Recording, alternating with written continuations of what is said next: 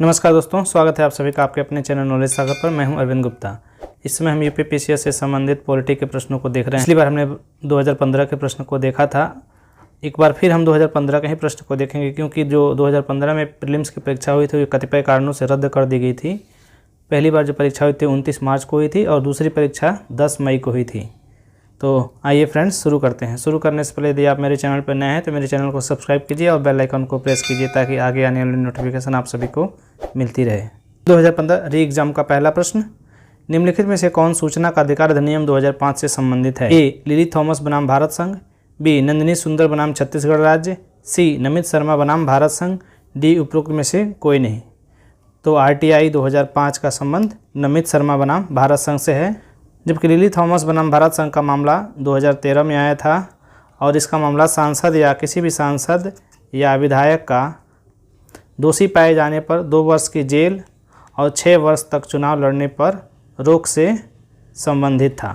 जबकि नंदिनी सुंदर बनाम छत्तीसगढ़ राज्य एक हत्या के मामले से संबंधित है, जिसमें 2016 में छत्तीसगढ़ में कुछ हत्याएं हुई थी। उसमें प्रोफेसर DU के प्रोफेसर नंदिनी सुंदर को भी आरोपी बनाया। नेक्स्ट, निम्न में से कौन भारतीय संविधान के अंतर्गत मौलिक कर्तव्यों में सम्मिलित नहीं है? ए. देश की रक्षा करना एवं राष्ट्र की सेवा करना, बी. हमारी सामाजिक संस्कृति की गौरवशाली परंपरा का महत्व समझना और उसका परिरक्षण करना, सी. ग्राम पंचायतों के गठन में सहायता करना, डी. सार्वजनिक संपत्ति को सुरक्षित रखना एवं हिंसा से दूर रहना। तो इसका करेक्ट आंसर है फ्रेंड्स सी.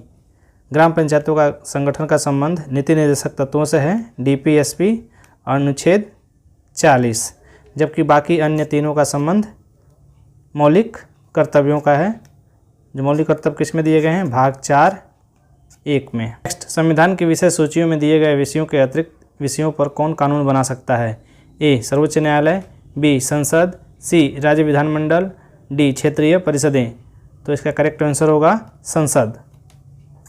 भारत में संघ सूची, राज्य सूची और समवर्ती सूची का जिक्र है। इन सूचियों के अलावा अगर कोई अन्य विषय बचता है तो उस पर कानून बनाने की शक्ति संसद को प्राप्त है। ये अनुच्छेद कितना है? अनुच्छेद 248। अनुच्छेद 248 का संबंध किससे है? संसद की अवशिष्ट विधायी शक्ति से। नेक्स्ट, भारत के राष्ट्रपति की अनुपस्थिति में यदि उपराष्ट्रपति उपलब्ध नहीं है तो राष्ट्रपति की तरह निम्नलिखित में से कौन कार्य कर सकता है? ए. भारत के प्रधान न्यायाधीश, बी. प्रधानमंत्री, सी. लोकसभा के अध्यक्ष, डी. भारत के महान्यायवादी। तो इसका करेक्ट आंसर है फ्रेंड्स भारत के प्रधान न्यायाधीश। मान लीजिए भारत में राष्ट्रपति और उपराष्ट्रपति दोनों नहीं हैं, तो उस स्थिति में भारत के राष्ट्रपति का कार्य कौन करेंगे? भारत के प्रधान न्यायाधीश।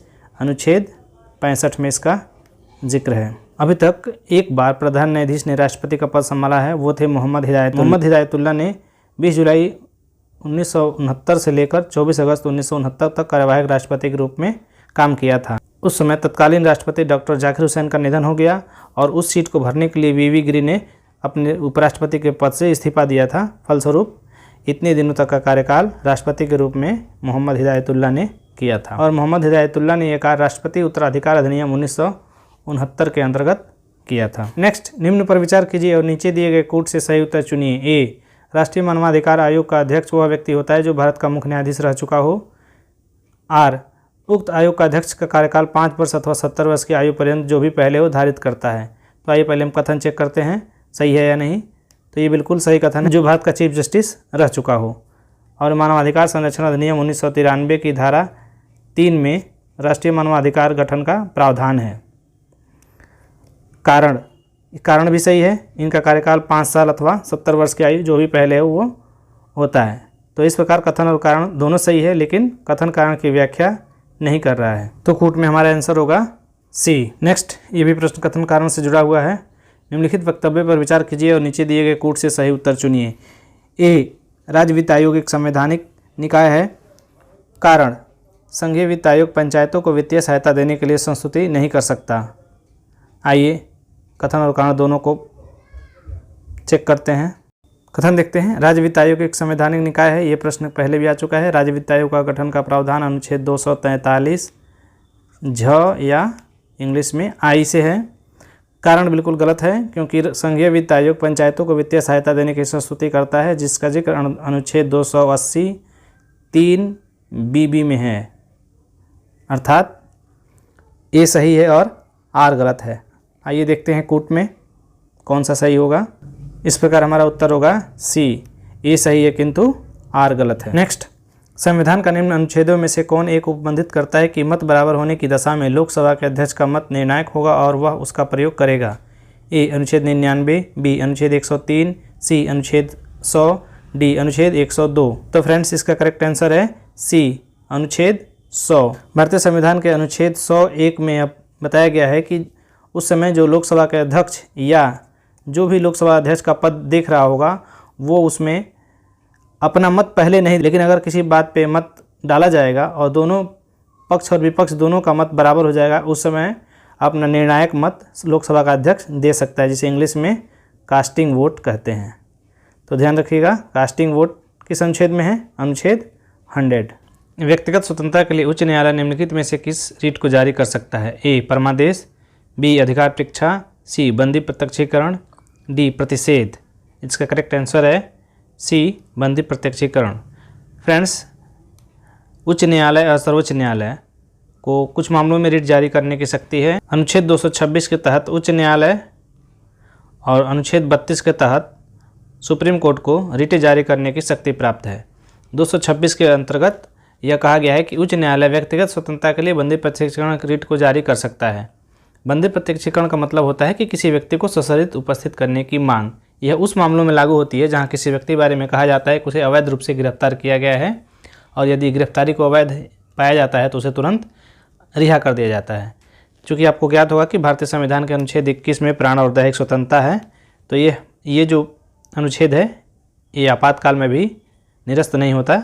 नेक्स्ट, निम्नलिखित वक्तव्य पर विचार कीजिए और नीचे दिए गए कोट से सही उत्तर चुनिए। कथन, भारत में लिखित संविधान है। कारण, शक्तिशाली क्षेत्रीय दलों का विकास क्षेत्रीय आकांक्षाओं का द्योतक है।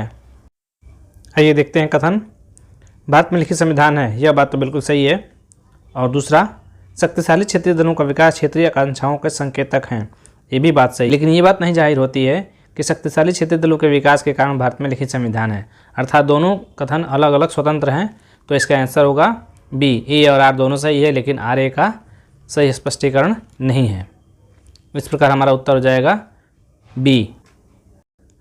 अनुच्छेद 108 के अंतर्गत लोकसभा और राज्यसभा की संयुक्त बैठक आहूत की जाती है। ए राष्ट्रपति द्वारा, बी लोकसभा स्पीकर द्वारा, सी प्रधानमंत्री द्वारा, डी राज्यसभा के अध्यक्ष द्वारा। तो ये फ्रेंड्स, ये प्रश्न कई बार रिपीट हो चुका है। इसका करेक्ट आंसर है राष्ट्रपति द्वारा। भारतीय संविधान के अनुच्छेद 108 में संयुक्त बैठक के प्रावधान किया गया है, जिसमें संयुक्त बैठक को बुलाता कौन है? राष्ट्रपति। और लोकसभा का अध्यक्ष क्या करता है? इसकी अध्यक्षता करता है। किसकी अध्यक्षता? संयुक्त बैठक की। तो ये ध्यान में रखना है। नेक्स्ट, संविधान के अंतर्गत निम्नलिखित में से कौन सा मौलिक अधिकार केवल भारतीय नागरिकों को प्राप्त है, भारत में रहने वाले विदेशियों को नहीं? ए विधि के समक्ष समानता, बी विचार तथा व्यक्ति की स्वतंत्रता, सी जीवन तथा व्यक्तिगत स्वतंत्रता का रक्षण, डी धर्माचरण की स्वतंत्रता। तो इसका सही आंसर है बी विचार तथा व्यक्ति की स्वतंत्रता।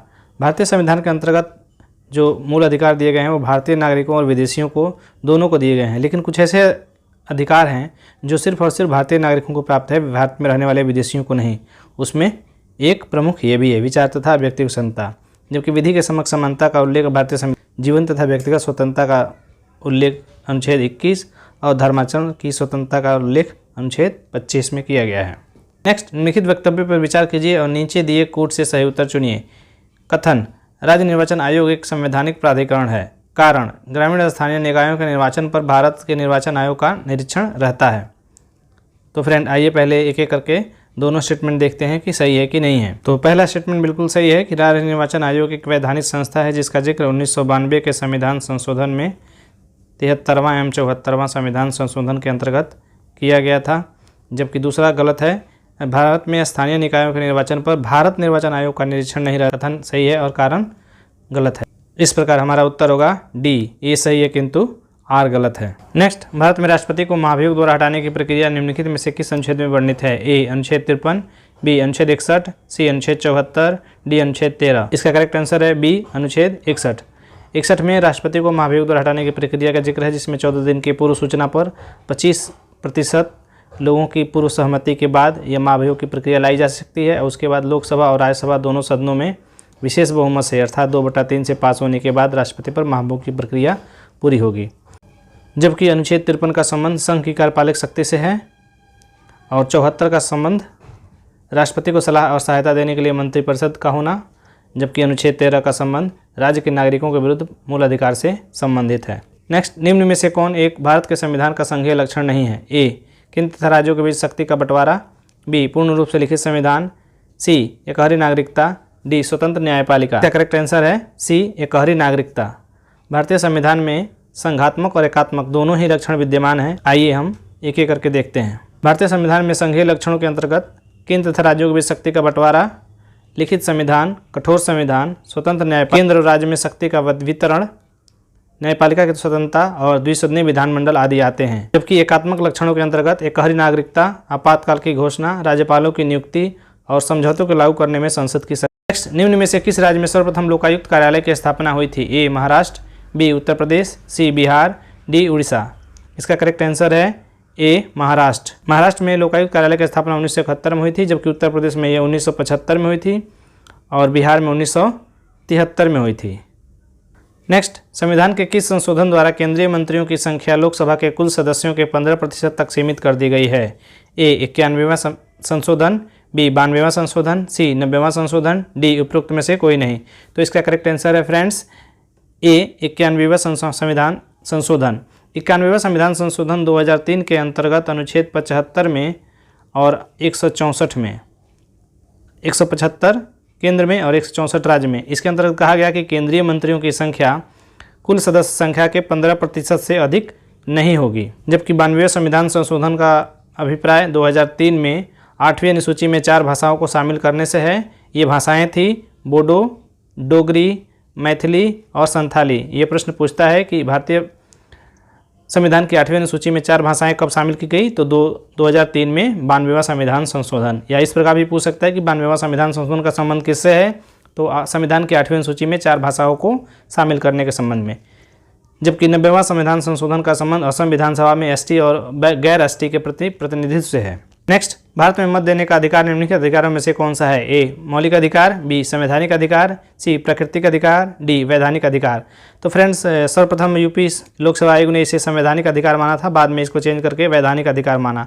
अर्थात राइट टू वोट कौन सा अधिकार है? लीगल राइट्स है। और आपको याद होगा कि आरटीआई भी, लोक सेवा उत्तर प्रदेश आयोग, इसको आरटीआई को भी क्या मानता है? लीगल मानता है।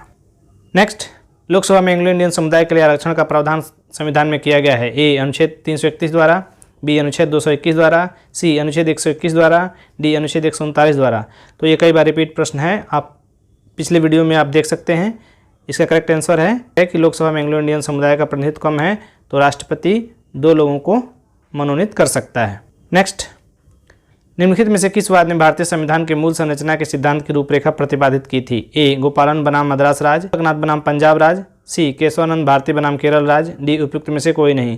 तो इसका सही आंसर है केशवानंद भारती बनाम केरल राज, जो 1973 में काफ़ी चर्चित केस है। इसमें कुल 13 जजों की बेंच बैठी थी और संविधान के मूलभूत सिद्धांत की व्याख्या की थी। नेक्स्ट, संघ की कार्यपालिक शक्ति निहित है। ए, प्रधानमंत्री में, बी, राष्ट्रपति में, सी, मंत्रिपरिषद में, डी, संसद में। तो इसका करेक्ट आंसर होगा फ्रेंड्स बी, राष्ट्रपति में। अभी पिछले कुछ प्रश्नों की चर्चा में के दौरान हमने बताया था कि संघ की कार्यपालिक शक्ति किसमें निहित होती है? राष्ट्रपति में, अनुच्छेद 53(1) के अंतर्गत। नेक्स्ट, संसद में शून्यकाल का समय है सुबह 9 बजे से 10 बजे तक, सुबह 10 बजे से 11 बजे तक, सुबह 11 बजे से दोपहर 12 बजे तक, दोपहर 12 बजे से अपराह्न 1 बजे तक। तो भारतीय संसद में शून्यकाल का संबंध दोपहर 12 बजे से 1 बजे तक है। हालांकि ये कोई फिक्स टाइम नहीं है और ना ही ये रोज़ होता है। इसका जिक्र कहीं नियमों और कानूनों में नहीं है, बस व्यवहारिक रूप से ये चलता रहता है।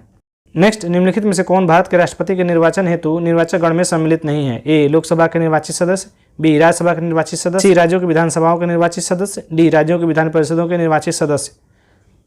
तो इसका करेक्ट आंसर है फ्रेंड्स डी, राज्यों के विधान परिषदों के निर्वाचित सदस्य। यानी कि राष्ट्रपति के निर्वाचन हेतु राज्य की विधान परिषदों के जो उच्च सदन होते हैं राज्य के, उनके निर्वाचित सदस्य भाग नहीं लेते हैं, जबकि संसद के दोनों सदनों के निर्वाचित सदस्य भाग लेते हैं और राज्य की विधानसभाओं के निर्वाचित सदस्य भाग लेते हैं। 2015 पुनर्परीक्षा का आखिरी और अंतिम प्रश्न, ये भी प्रश्न रिपीटेड है।